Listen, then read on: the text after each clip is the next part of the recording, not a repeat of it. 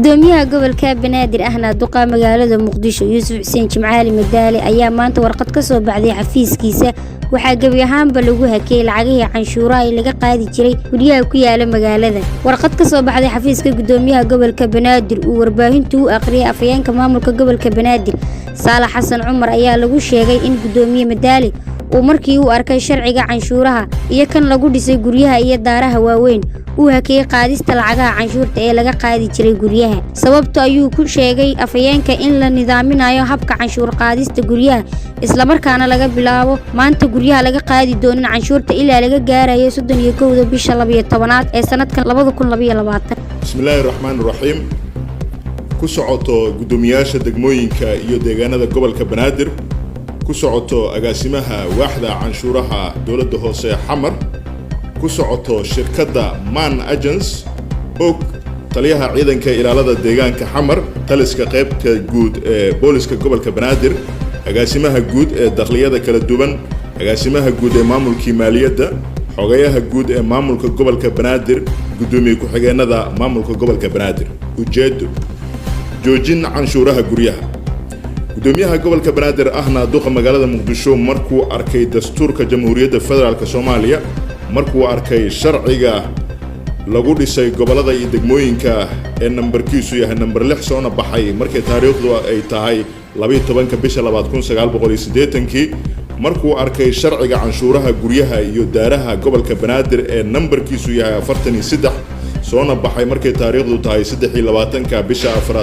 1977 markuu garwaaqsaday in laga maarmaan ay tahay in la nidaamiyo hanaanka qaadista canshuuraha guryaha iyo daaraha gobolka Banaadir wuxuu soo saaray go'aanada laga bilaabo maanta oo taariikhdu ku beegan tahay 24 bisha 10 sanadka 2022 gudoomiyaha gobolka Banaadir ahna duqa magaalada Muqdisho mudane Yuusuf Xuseen Jimcaali Madaali wuxuu go'aamiyay in la joojiyo dhammaan qaadista canshuuraha guryaha iyo daaraha gobolka Banaadir ilaa laga gaari doono 31 bisha 12 ee sanadkan 2022 si loo nidaamiyo hanaanka canshuur qaadista gobolka Banaadir haddaba mas'uuliyiinta sare ku xusan oo ay warqadana sida tooska ugu socoto waxaa la idinka doonayaa in aad fulisaan amarka qoraalkana ku xusan sidaas daraadeed mas'uuliyiinta ogeysiinta ku leh qoraalkana waxa iyaguna lagu wargelinayaa inay sidaas ula socdaan fulin wacan horay qaar ka mid ah shacabka ku nool gobolka Banaadir waxa ay cabasho dhowr jeer uga keeneen lacagaha canshuurta ah oo laga qaadayo guryaha ay degan yihiin iyagoo oo sheegay in hanaan iskhilaafsan lagu qaadayo mararka qaarna dadka canshuuraha lagu kordhinayo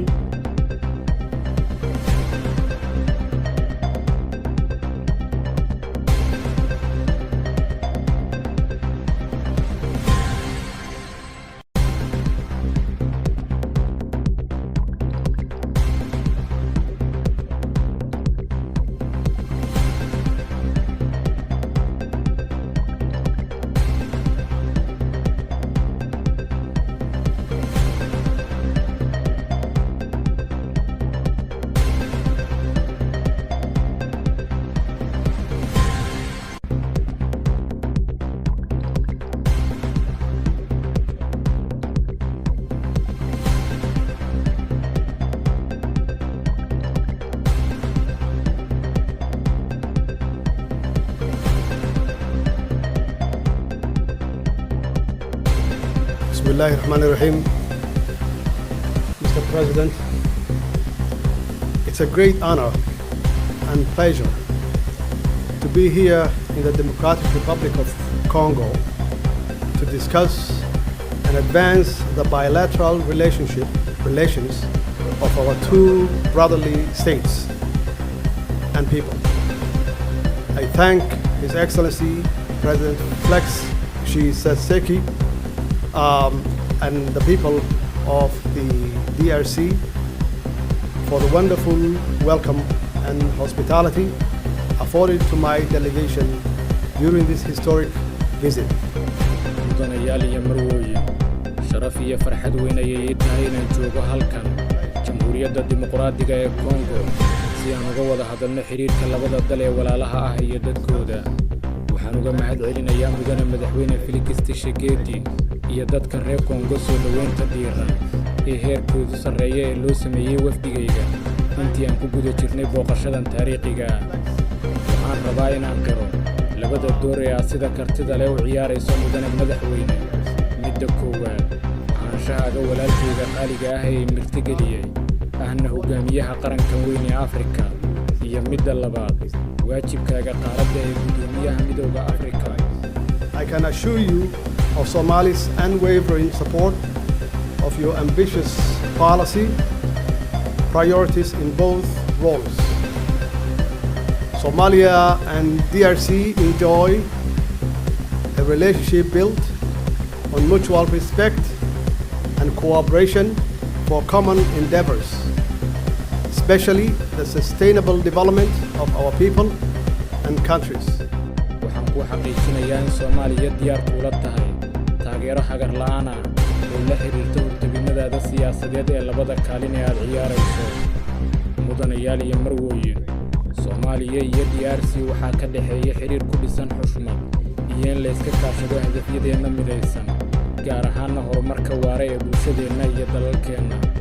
dhinacyo badan, labadeena qaran waxa ay sidoo kale leeyihiin taariikh adag oo xanuun badan oo ku suntan caqabado amni, siyaasadeed iyo dhaqaale oo aan dagaal ugu jirno sidii aan uga soo kaban lahayn, iyadoo ay naga go'an tahay jiraanna dhabar aday iyo siyaasad ay bulshadeennu udub dhexaad u tahay.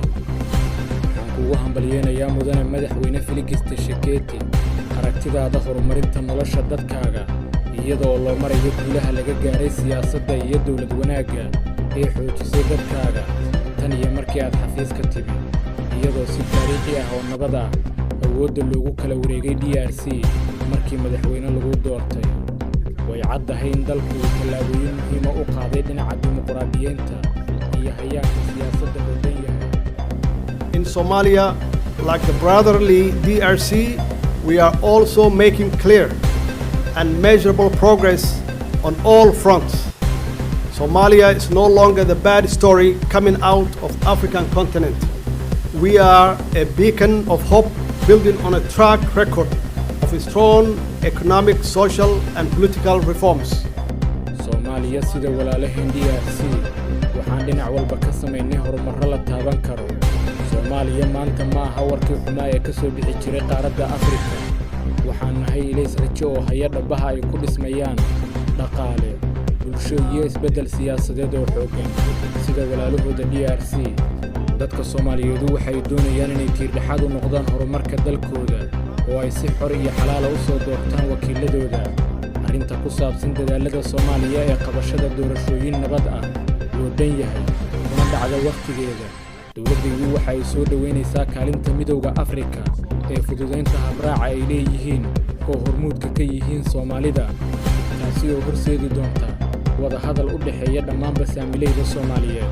waxaan dareensanahay habraaca noocaasi inuu gacan ka geysan doono dib u soo celinta kalsoonida iyo xallinta qodobada la isku hayo ee doorashooyinka iyo arrimaha la xiriira dowladnimada. waxaan sidoo kale ku kalsoonahay joogitaanka midowga Afrika iyo doorkooda fududeyntu inuu gacan ka geysan doono is-aaminaadu inay dib u soo noqoto. We are also confident that the presence of African Union and the role of its good offices would help us restore trust. In Somalia, we are truly committed to achieving government by the people and for the people in line with the best global democratic traditions. Soomaaliya waxaa si dhab ah nooga go'an inaan ku guulaysano gaaridda dowlad ka timaada dadka oo ay dadku leeyihiin, taasi oo la jaanqaada dhaqamada dimuqraadiyadeed ee ugu wanaagsan dunida. iyadoo taasi laga duulayo, waxaan ugu baaqayaa dhammaanba saaxiibadeenna ay ka mid tahay midowga Afrika oo aad adigu mudane madaxweyne Felix Tshisekedi gudoomiyaha u tahay inay taageeraan doorashadan taariikhiga ah iyo go'aankan waqtigiisa la gaaray. Soomaaliya waxa ay doonaysaa inay dhinac waliba ka sii xoojiso xiriirka kala dhaxeeya DRC si loo abuuro fursado ganacsi oo intaan ka badan iyo isku xirnaan dhinaca dhaqaalaha ah ee labadeena dhinac. mudane madaxweyne, sidii markii hore aan sheegay, sharaf ayay ii tahay inaan halkan caasimadan quruxda badan ee Kinshasa aan kula joogo. waxaan ku dareenayaa inay sii socdaan wada hadallada tugan ee sare loogu qaadayo xiriirka labada dal. waxaa intaasi dheer, waxaan naga go'an inaan si dhow kula shaqayno si loo gaaro ajendaha midowda Afrika ee hortabinnada 2063 si looga miro dhaliyo xasilloonida horumarka iyo barwaaqada dadka qaaradeena quruxda badan. waad mahadsantihiin dhammaantiin. Furthermore, we are committed to working closely with you to realize the African Union Agenda 2063 priorities to achieve stability, progress and prosperity for the people of our beautiful continent. I thank you, Mr. President.